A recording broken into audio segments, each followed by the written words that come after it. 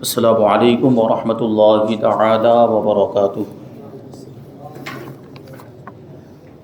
نحمده ونصلي ونسلم على رسوله الكريم اما بعد فاعوذ باللہ من الشیطان الرجیم بسم اللہ الرحمن الرحیم ان اللہ وملائکته یصلون علی النبی یا ایہا الذین آمنوا صلوا علیہ وسلموا تسلیما اللهم صل على سيدنا ومولانا محمد معدن الجود والكرم وآله الكرام وابنه الكريم وبارك وسلم صلاة وسلاما عليك يا رسول الله صلى الله تعالى عليك وسلم۔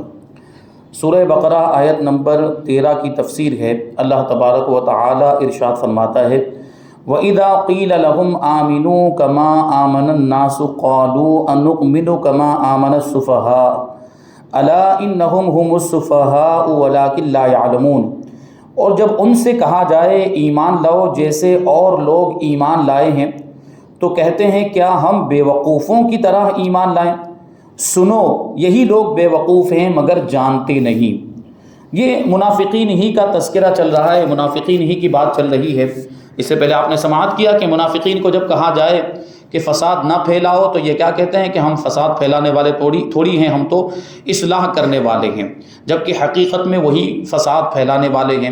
اب اس آیت کریمہ میں فرمایا جا رہا ہے، یعنی منافقین سے جب یہ کہا جاتا ہے کہ ایمان لاؤ جیسے کہ اور لوگ ایمان لائے ہیں تو یہ لوگ جواب میں یہ کہتے ہیں کہ کیا ہم بے وقوفوں کی طرح ایمان لائیں؟ معاذ اللہ، یہاں پر انہوں نے صحابہ کرام کو بے وقوف کہا کیونکہ الناس کا جو لفظ آیا ہے اس سے صحابہ کرام کی جماعت مراد ہے۔ یعنی منافقین سے یہ کہا گیا کہ تم ایمان لاؤ جیسے کہ صحابہ کرام ایمان لائے ہیں، یعنی وہ پکے مومن ہیں، سچے مومن ہیں، ان کا ایمان قابل تعریف بھی ہے، قابل تقلید بھی ہے اور قابل رشک بھی ہے، اللہ کی بارگاہ میں مقبول بھی ہے صحابہ کرام کا ایمان۔ اسی لیے تو اللہ تبارک و تعالی یہ منافقین سے کہہ رہا ہے، منافقین کے بارے میں کہہ رہا ہے کہ جب ان سے کہا جائے کہ ایمان لاؤ جیسے کہ اور لوگ ایمان لائے، یعنی صحابہ کرام ایمان لائے، تو یہ لوگ کیا کہتے ہیں؟ منافقین کہتے ہیں کہ کیا ہم بے وقوفوں کی طرح ایمان لائیں؟ یعنی معاذ اللہ صحابہ کرام کو بے وقوف کہتے ہیں منافقین، اور حقیقت میں بے وقوف یہی ہے، یعنی صحابہ کو بے وقوف کہنے والے خود بے وقوف ہیں اور ان کو اس بات کا علم نہیں ہے، یہ جانتے نہیں ہیں کہ بے وقوف ہیں، یعنی اپنے آپ کو عقل مند سمجھ رہے ہیں۔ مطلب یہ ہیں بے وقوف اور اپنے آپ کو عقل مند سمجھا ہوا ہے، تو اس کا مطلب ان کو اس کی جانکاری نہیں، ان کو علم ہی نہیں ہے کہ یہ بے وقوف ہیں۔ یہاں پر دیکھیں ایک بات غور کرنے کی ہے، وہ یہ ہے کہ یہاں پہ الناس کا جو لفظ آیا اس کے بارے میں نے عرض کیا کہ یہاں پر الناس سے صحابہ کرام مراد ہیں، تو اس سے صحابہ کرام کی شان ظاہر ہو رہی ہے۔ یعنی صحابہ کرام کا ایمان دیکھیں، صحابہ کرام کا ایمان اللہ تبارک و تعالیٰ کی بارگاہ میں مقبول ہے اور صحابہ کرام کو اللہ تبارک و تعالیٰ پسند فرماتا ہے، صحابہ کرام اللہ تبارک و تعالیٰ کے محبوب بندے ہیں۔ اسی وجہ سے تو یہ فرمایا کہ ایمان لاؤ جیسے کہ اور لوگ ایمان لائے ہیں، یعنی صحابہ کرام ایمان لائے ہیں۔ تو اس آیت کریمہ میں صحابہ کرام کی تعریف بیان کی جا رہی ہے، ان کے ایمان کی تعریف بیان کی جا رہی ہے، اور یہ اس میں آیت کریمہ میں اس سے ظاہر ہو رہا ہے کہ صحابہ کرام کا ایمان قابل تعریف بھی ہیں، پیروی کرنے کے بھی قابل ہیں اور قابل رشک بھی ہیں اور مقبول بھی ہیں۔ اس لیے تو یہ کہا گیا کہ صحابہ کرام کی طرح ایمان لاؤ، تو اس سے ہمیں اس آیت کریمہ سے صحابہ کرام کا مقام و مرتبہ پتہ چلتا ہے کہ صحابہ کرام کا اللہ کی بارگاہ میں کیا مرتبہ ہے، کیا مقام ہے، کہ اللہ تبارک و تعالیٰ ان کی طرح ایمان لانے کا حکم دے رہا ہے۔ تو اس سے ان لوگوں کو عبرت حاصل کرنی چاہیے جو معاذ اللہ صحابہ کرام کی شان میں گستاخیاں کرتے ہیں، صحابہ کرام کو برا بھلا کہتے ہیں اور معاذ اللہ صحابہ کرام کی شخصیات کو غیر معتبر ثابت کرنے کی کوشش کرتے ہیں، جبکہ قرآن پاک میں تو اللہ تبارک و تعالیٰ صحابہ کرام کی تعریف بیان کر رہا ہے۔ یہ ایک آیت کریمہ نہیں، ایسی بہت ساری آیت کریمہ قرآن پاک کے اندر موجود ہے جن میں صحابہ کرام کے مقام و مرتبے کو بیان کیا گیا، صحابہ کرام کی شان بیان کی گئی، صحابہ کرام کی تعریف بیان کی گئی۔ تو خدا اللہ تبارک و تعالیٰ تو صحابہ کا مقام و مرتبہ بیان کر رہا ہے، اللہ تبارک و تعالیٰ تو صحابہ کرام کی تعریف کر رہا ہے قرآن پاک میں، اور اللہ تبارک و تعالیٰ تو صحابہ کرام کی شان بیان کر رہا ہے، اور یہ لوگ بدبخت انہی صحابہ کی برائی کرتے ہیں اور انہی صحابہ کی شان میں گستاخی کرتے ہیں، تو یہ کیا خدا سے مقابلہ کرنا چاہتے ہیں کہ خدا تعریف کرے یہ برائی کرے؟ تو یہ تو ہو نہیں سکتا ہے۔ تو یہ لوگ گمراہ ہیں اور گمراہ کرنے والے ہیں۔ ایسے لوگوں کی باتوں میں نہیں آنا جو معاذ اللہ صحابہ کرام کے تعلق سے غلط فہمیاں پیدا کر رہے ہیں، بد عقیدگی پھیلا رہے ہیں، بری باتیں پھیلا رہے ہیں اور اس طرح لوگوں کو گمراہ بنانے کی کوشش کر رہے ہیں، تو ان کی باتوں میں نہیں آنا۔ دیکھیے کہ صحابہ کرام کا مقام و مرتبہ ہوا کیا کہ صحابہ کرام کو منافقین نے بے وقوف کہا۔ اس آیت کریمہ میں دیکھیں صحابہ کرام کو منافقین نے کیا کہا؟ بے وقوف، یعنی منافقین نے صحابہ کرام کی شان میں گستاخی کی۔ تو پتہ کیا چلا کہ صحابہ کرام کی شان میں گستاخی کرنا یہ منافقوں کا طریقہ ہے، یہ منافقین کا طریقہ ہے صحابہ کرام کی شان میں گستاخی کرنا۔ اچھا، جب صحابہ کرام کی شان میں منافقین نے گستاخی کی تو صحابہ کرام نے جواب نہیں دیا اس گستاخی کا۔ اچھا، رسول پاک صلی اللہ علیہ وسلم نے بھی جواب نہیں دیا۔ غور کرنے جیسی بات ہے کہ صحابہ کرام کی شان میں جب منافقین نے گستاخی کی تو خود اللہ تبارک و تعالی نے اس گستاخی کا جواب دیا ہے۔ آپ نے سنا آیت کریمہ کے اندر منافقین نے کہا کہ کیا ہم بے وقوفوں کی طرح ایمان لائیں؟ تو اس کا جواب دیتے ہوئے پروردگار فرماتا ہے کہ یہی لوگ بے وقوف ہیں۔ یعنی یہ صحابہ کو، میرے پیارے صحابہ کو بے وقوف کہتے ہیں، میرے پیارے حبیب کے صحابہ کو بے وقوف کہتے ہیں۔ یہ صحابہ تو بے وقوف نہیں ہے، یہ خود بے وقوف ہیں، بلکہ صحابہ کا تو مقام و مرتبہ کہ وہ تو امت کے سب سے بہترین لوگ ہیں، امت کے سب سے بہترین لوگ، سب سے پہلے نبی پر ایمان لانے والے لوگ ہیں صحابہ کرام، ان کا مقام و مرتبہ، تو وہ تو بے وقوف ہو ہی نہیں سکتے۔ تو جو ان کو بے وقوف کہے وہی بے وقوف ہے۔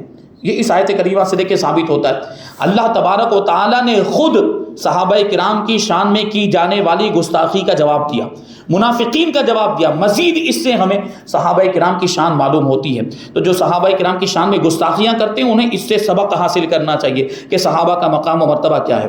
دیکھیے یہاں پر الناس سے مراد یا تو جو ہے کہ سارے لوگ ہیں، تو اس آیت کریمہ کا مطلب یہ ہوگا کہ تمام آدمیوں کی طرح ایمان لاؤ، یا یہ کہ اس سے مراد نبی پاک صلی اللہ علیہ وسلم کے جانثار صحابہ ہیں، یا منافقین کے دوسرے اہل وطن مخلصین، ان کے وطن کے رہنے والے وہ لوگ جو مسلمان ہو چکے تھے۔ منافقین جس وطن میں، اور یہ منافقین کا معاملہ جو ہے نا کہ مدینہ منورہ میں آنے کے بعد ہی زیادہ ہو گیا تھا۔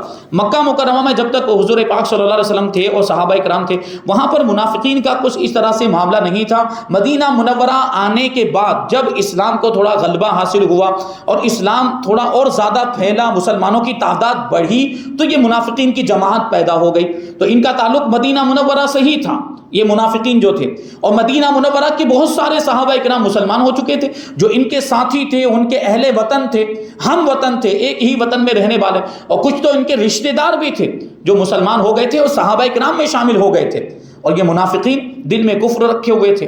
تو ان کے بارے میں فرمایا جا رہا ہے جیسے کہ حضرت عبداللہ ابن عباس اور ان کے ساتھی وہ مسلمان ہو گئے۔ اور تفسیر عزیزی میں سیدنا عبداللہ ابن عباس رضی اللہ تعالیٰ عنہ سے روایت ہے کہ یہاں الناس سے مراد، غور کریں گے کون مراد ہے۔ حضرت عبداللہ ابن عباس کیسے جلیل القدر صحابی ہیں، وہ فرماتے ہیں ان کو حبر امت کہا گیا۔ حضرت عبداللہ ابن عباس کو کیا کہا گیا؟ حبر امت، یعنی امت کے بہت بڑے عالم، اور ان کو سید المفسرین بھی کہا جاتا ہے۔ اللہ کے رسول صلی اللہ علیہ وسلم نے خود ان کے لیے دعا فرمائی۔ حضرت عبداللہ ابن عباس حضور پاک صلی اللہ علیہ وسلم کے چچا کے بیٹے ہیں، تو چچیرے بھائی ہوئے حضرت عبداللہ ابن عباس رضی اللہ تعالیٰ عنہ، ان کو سید المفسرین حضور پاک صلی اللہ علیہ وسلم نے ان کے لیے دعا فرمائی تھی کہ پروردگار اس کو قرآن کا علم عطا فرما، قرآن کی تفسیر کا علم عطا فرما، اور اسی وجہ سے آپ سے تفسیری روایتیں بہت زیادہ مروی ہیں قرآن پاک کی تفسیر کے تعلق سے۔ یہ حضرت عبداللہ ابن عباس رضی اللہ تعالیٰ عنہ کہتے ہیں، روایت ہے کہ یہاں الناس سے مراد حضرت سیدنا ابو بکر، حضرت فاروق اعظم، حضرت عثمان غنی اور حضرت علی رضی اللہ تعالیٰ عنہم ہیں۔ یعنی ایسے ایمان لاؤ جیسے یہ چار لوگ ایمان لائے ہیں، یعنی خلفائے راشدین، بعد میں جو خلفاء بنے، یہ اس وقت کی بات جب حضور پاک صلی اللہ علیہ وسلم ظاہری طور پر دنیا میں تشریف فرما تھے۔ یہ حضرت عبداللہ ابن عباس رضی اللہ تعالیٰ عنہما کی روایت ہے کہ یہاں الناس سے مراد کون ہے؟ یہ چار صحابہ کرام ہیں۔ تو اس سے پتا چلا کہ یہ چار صحابہ کرام کتنا بڑا مرتبہ ہوگا ان کا، کیونکہ یہ جو چار حضرات تھے ایمان میں مخلص ہونے کے اعتبار سے سب سے زیادہ مشہور تھے، کہ ان کا ایمان بہت مضبوط ہے اور اخلاص میں بہت اونچا مقام ہے۔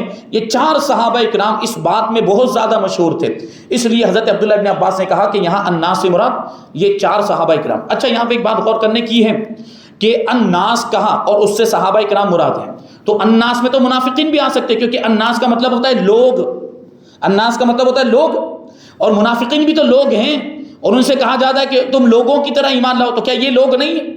تو اس کا جواب یہ دیا گیا ہے کہ جو ایمان نہ لائے وہ لوگ اور انسان کہلانے کے لائق ہی نہیں، وہ آدمی کہلانے کے لائق ہی نہیں۔ جو ایمان نہیں لاتا، جو کافر ہے، وہ تو جانوروں سے بھی بدتر ہے، یہ بات ذہن میں رہے۔ جو مومن نہیں ہے، جو ایمان والا نہیں ہے، وہ جانوروں سے بھی بدتر ہے، کیونکہ جانور بھی نبی پاک صلی اللہ علیہ وسلم کو جانتے پہچانتے ہیں اور حضور کی تعظیم اور تکریم کرتے ہیں۔ تو جو حضور کو نہ مانے، انسان ہو کر نہ مانے، وہ انسان کہلانے کے لائق ہے، وہ آدمی کہلانے کے لائق ہے۔ اس وجہ سے یہاں پر الناس سے مراد صحابہ کرام یعنی مومنین کی جماعت مراد ہے، اور ان کے ایمان کو معیار بنایا گیا، کسوٹی بنایا گیا، یہ صحابہ کرام کے ایمان کو کسوٹی بنایا گیا کہ ان کے جیسا ایمان لاؤ، جس کا ایمان ان حضرات کی طرح ہوگا وہ مومن ہے، ورنہ نہیں۔ گویا کہ یہ کہا جا رہا ہے کہ اے منافقو، تم ظاہری ایمان تو لے آئے، یعنی زبان سے تو اپنے آپ کو مومن کہہ رہے ہو، مگر یہ بیکار ہے کیونکہ دل میں کفر ہے۔ اگر اپنی بھلائی چاہتے ہو تو صدیق و فاروق جیسا ایمان لاؤ، عثمان و علی جیسا ایمان لاؤ۔ بازار میں مثال دے رہے ہیں، بازار میں اس چیز کی قدر و قیمت ہوتی ہے، اس چیز کی ویلیو زیادہ ہوتی ہے جس پر کمپنی کا ٹھپا لگا ہوا ہوتا ہے، جس پر کمپنی کا سکہ لگا ہوا ہوتا ہے، جس پر کمپنی کا لوگو ہوتا ہے یا اس کے ساتھ اس کا بلہ ہوتا ہے، ٹیگ ہوتا ہے، تو اس کی ویلیو زیادہ ہوتی ہے۔ اگر ٹیگ وغیرہ نہیں ہے تو یہ سمجھا جاتا ہے یہ تو پرانا مال ہے، یہ استعمال کیا ہوا مال ہوگا، پتہ نہیں کیا ہوگا، چوری کا مال ہے، کہاں سے آیا۔ تو جس پر ٹیگ لگا ہوا ہو یا جس پہ کمپنی کا سکہ اور ٹھپا لگا ہوا ہو، اس کی ویلیو زیادہ ہوتی ہے مارکیٹ میں اس سامان کی۔ ایسے ہی بازار محبت میں ایمان کی قیمت ہے، بازار محبت میں ایمان کی قیمت ہے، جس پر حضور پاک صلی اللہ علیہ وسلم کی مہر لگی ہوئی ہو اور وہ صدیقی اور فاروقی ایمان والا ہے تو اس کی قدر و قیمت ہوگی۔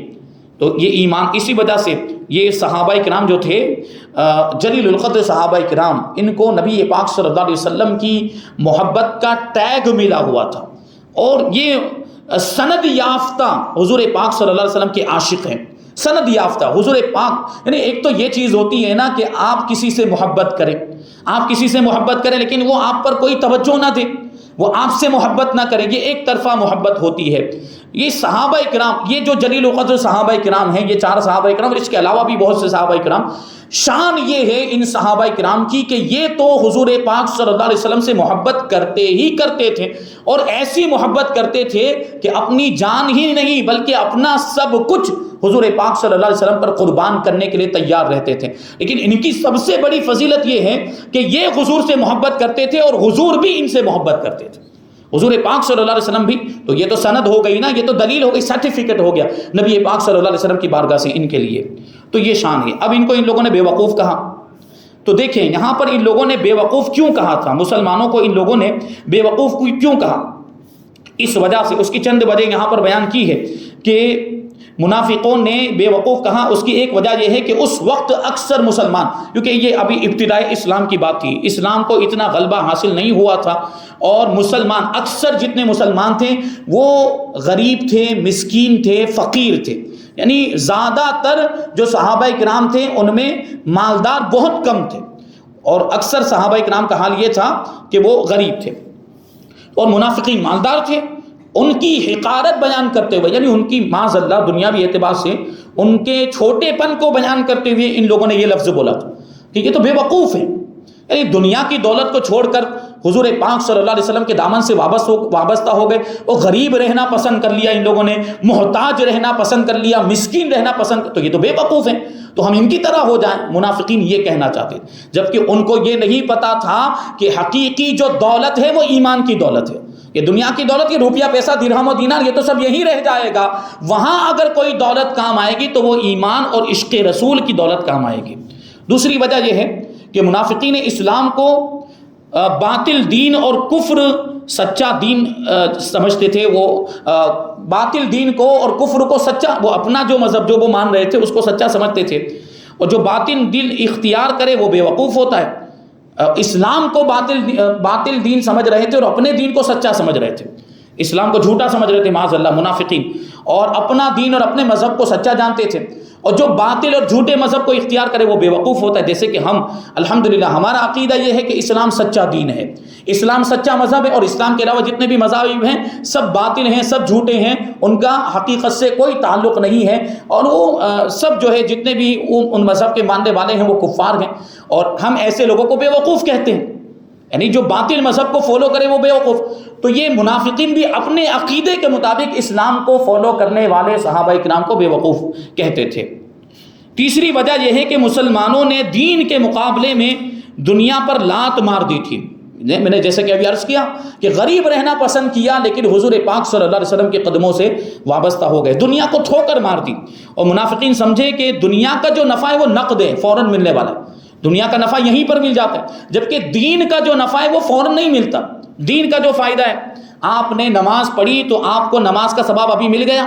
نہیں ملا. آپ نے روزے رکھے تو روزے کا ثواب ابھی مل گیا؟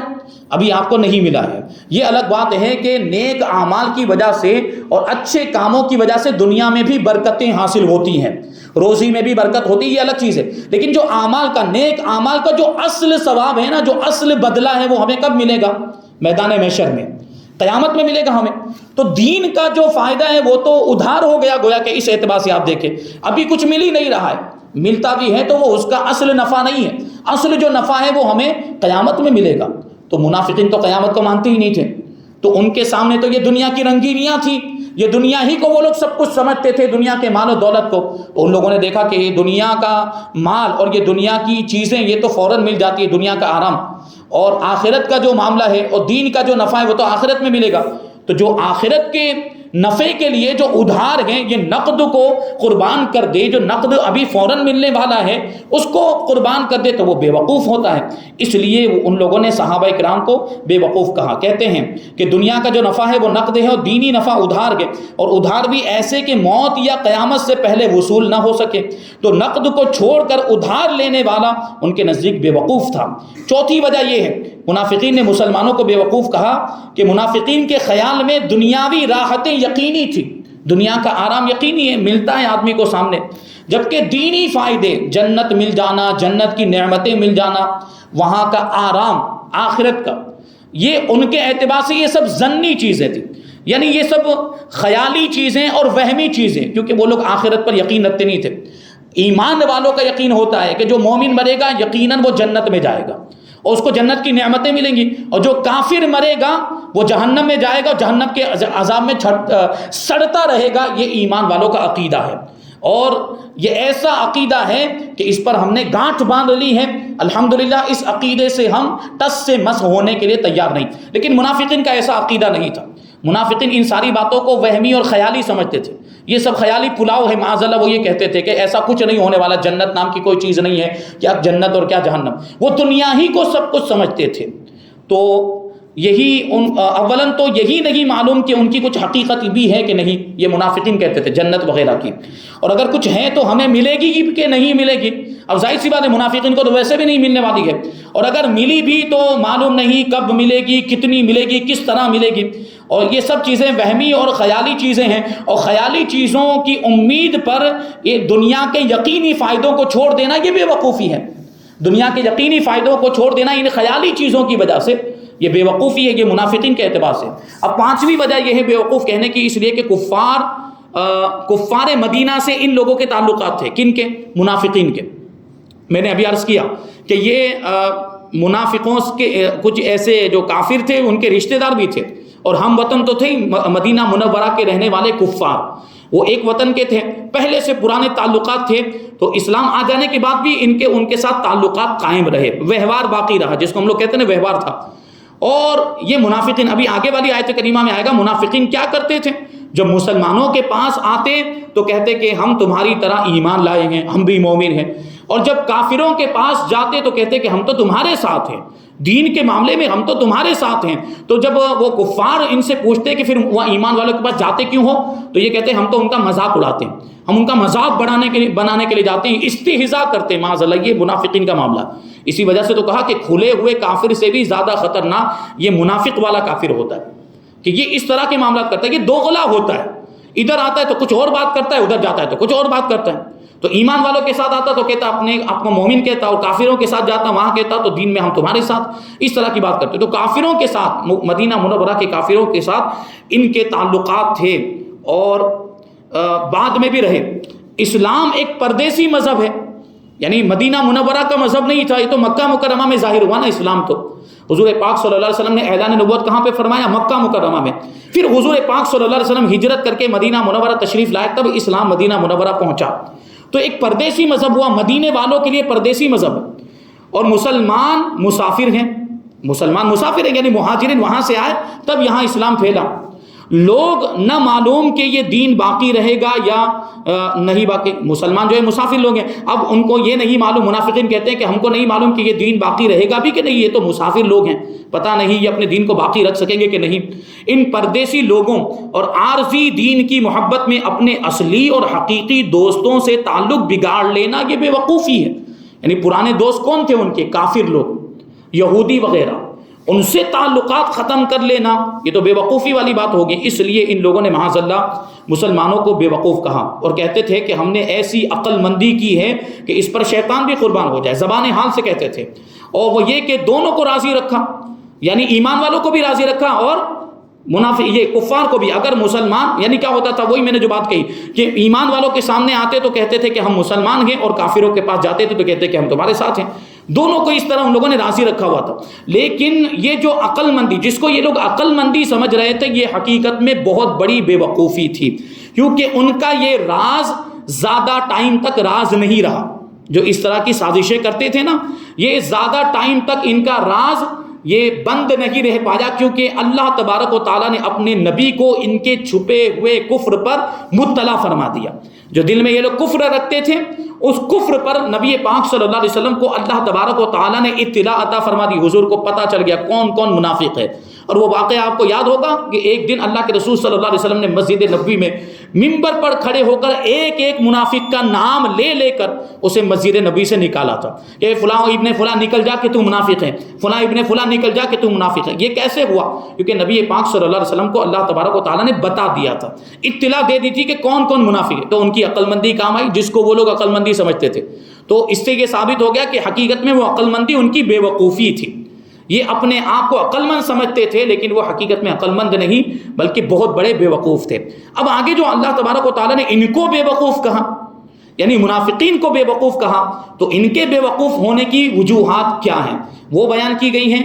اور یہ تفسیر جو بیان ہوئی اس کا خلاصہ اور صوفیانہ تفسیر انشاءاللہ تبارک و تعالیٰ ہم آئندہ درس میں شامل کریں گے۔